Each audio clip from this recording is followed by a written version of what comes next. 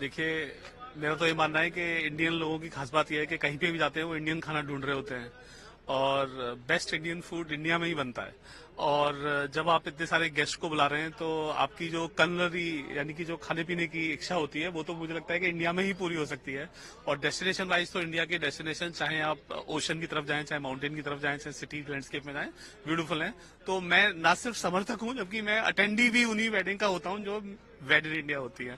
तो it's a great opportunity हमारे देश में सब लोगों को देश की संस्कृति, देश का खाना पीना, उसका जो सेलिब्रेशन है वो अनपैरल होता है। तो वेड इन इंडिया।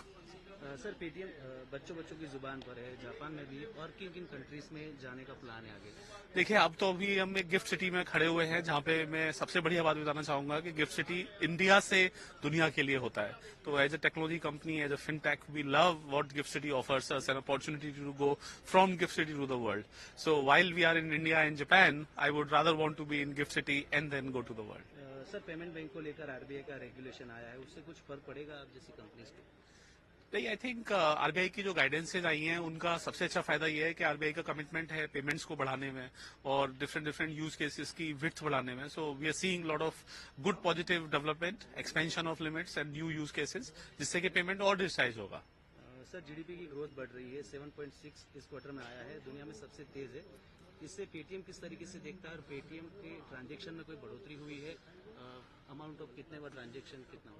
देखिए, फॉर्मलाइजेशन ऑफ इकोनॉमी एक बहुत बड़ी जीत है भारत की। और जितना हम रूरल और सेमी अर्बन एरिया में जाते हैं जहां पे ज्यादातर लोग कैश में डील कर रहे थे, वहां पे जिस तरह से डिजिटल ट्रांजैक्शन, यूपीआई, पेटीएम, ये सब जो हो रहा है उसकी वजह से मुझे लगता है कि देश की जो फॉर्मल इकोनॉमी का कंट्रीब्यूशन है वो और भी बढ़ेगा।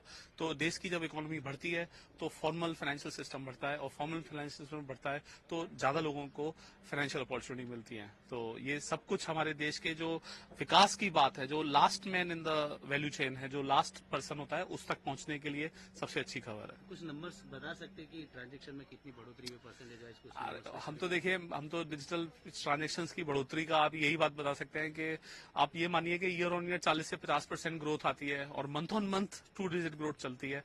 और इसके दो कारण रहे हैं, एक तो ये कि लोग ज्यादा डिजिटल होते जाते हैं और एक डिजिटल के अंदर ही लोगों का ट्रस्ट ज्यादा बढ़ता है तो पर ट्रांजेक्शन बढ़ रहा है।